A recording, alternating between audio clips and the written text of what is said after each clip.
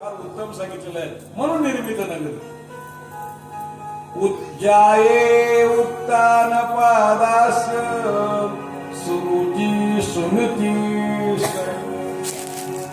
उत्तानपाद राजा हा वंशवृच्छिद आहे. हा ब्रह्मदेवाचा मानसपुत्र दक्ष आणि दक्षाला सांगितली प्रजा उत्पत्ती करा. दक्षाला 60 कन्या झाल्या. किती कन्या होत्या? 60 कन्या. 27 चंद्राला दिले आणि त्याचे नाव आपल्या देवाला पाहिजे तिथे बसून गेलते का आपले देव तिकडं? अश्विनी, भरणी, कर्तिका, रोहिणी, मृग, आराधना, पुनर्वसू, पुष्य, बसायचं जायचं घरी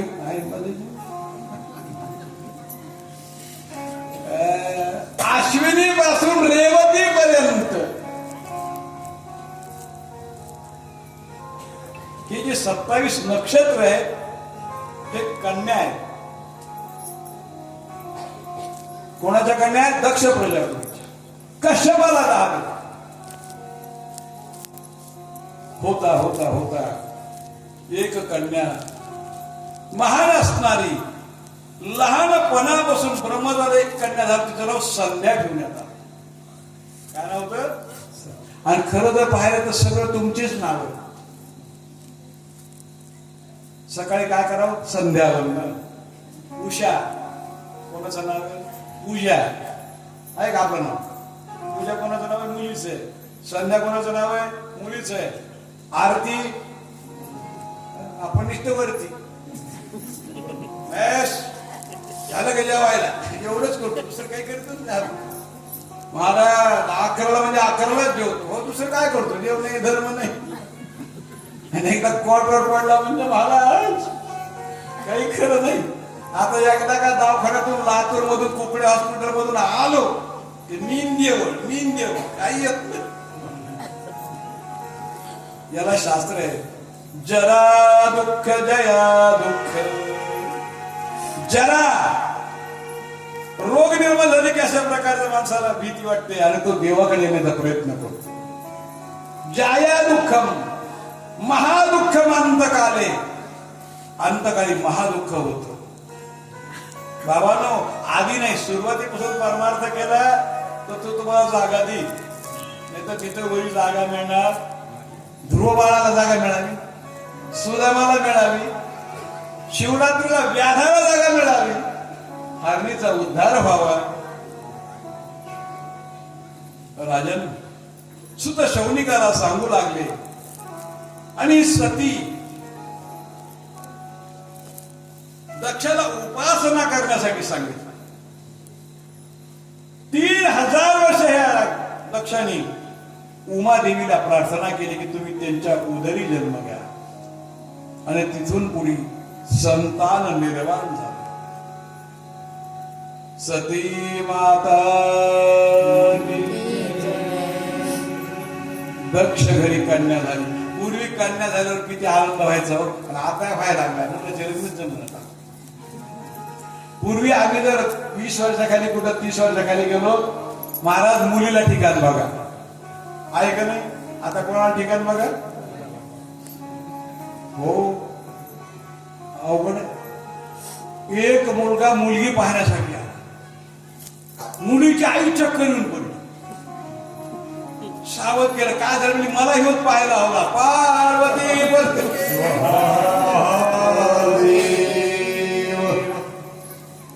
तेव्हापासून ही मुंजा मोकळ. ज्याचं कर्तृत्व आहे. पूर्वी कशावर म्हणत होते? खानदानीवर. कदमाचं घर मोठं आहे, पाठीला देऊन टाका. आता पगार पाहते त्याला किती महिन्याला उत्पन्न किती आहे? अरे हा देह मिळाला हे खरं उत्पन्न आहे. भगवंताची भक्ती करणं दुसरं आहे. सुत शौनिकाला सांगू लागले. संध्या नावाची कन्या झाली आणि या पुत्रामध्ये मनोनिर्मित दक्ष प्रजापती याने अनेक वर्ष महादेवाची आराधना केली आणि त्याच ठिकाणी कन्या उत्पन्न झाली. लालन पालन होऊ लागलं, चंद्राप्रमाणे वाढू लागली. तिला स्वप्नात दृष्टांत झाली. कोण होती? देव होती. आणि होता होता नारायण नारायण नारायण नारदाची स्वारी आली. दक्ष प्रजापतींनी स्वागत केलं.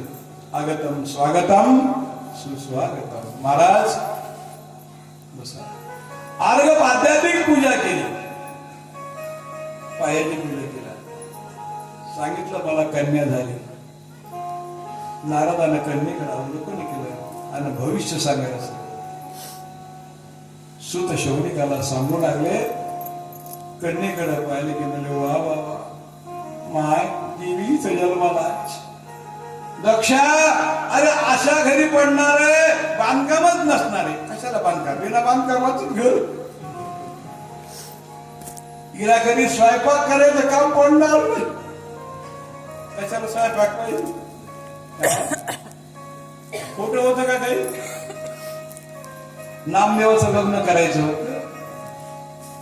गोपाळकृष्ण पांडुरंग त्या ठिकाणी गेले, बिदरला. कोणतं गाव? बिदर.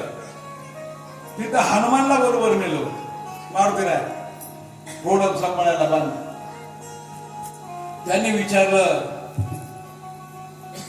तुम्ही त्यांचे? म्हणजे आम्ही सेवक. म्हणजे घर कसं काय नामदेवाचं? म्हणजे आपण तीन लोकात त्रिभुवनात असं घर नाही. त्यांना वाटलं भक्त श्रीमंत आहे काय की. घर चंद्रमौळी आणि चुलीवर हरळ. बरं काय पगार आहे? म्हणजे द्यायचं ना घ्यायचं, फुकट खायचं झोपायचं, काय द्यायला त्यांच्यावर? काहीच नाही. बरं एक सांगा, म्हणजे तुम्ही आता त्यांच्या घरी राहतात, सेवक म्हणतात, मग मुलगी द्यावी का? म्हणजे डोळे झाकून द्या, उघडे ठेवल्यावर देणारच नाही. ते 9 कोट नारायण, इवाई कोट 9 कोट नारायण, यांच्याजवळ जाकीट सुद्धा नाही. नामदेवाच्या घरी आणि 14 जण स्मरती हरी. नामदेवच्या घरी 14 जण फक्त नामस्मरण चालू होतं. एवढंच नाही, भगवंतानं लग्न जुळवलं. पहिल्यांदा न्यायला पिताजी का ते आल्याबरोबर घोडा तिथपर्यंत दिसत 4 मजली वाडा, आणि ती निघून गेले की पुन्हा ज्ञानबा तुकाराम ज्ञानबा तुकाराम. आता देवाला देता येतं देतात, कारण भक्ताजवळ ठेवीत नाही. त्याला माझ्या भक्ताजवळ संपत देव तो करत नाही. आणि आमच्या सतीचं भविष्य सांगू.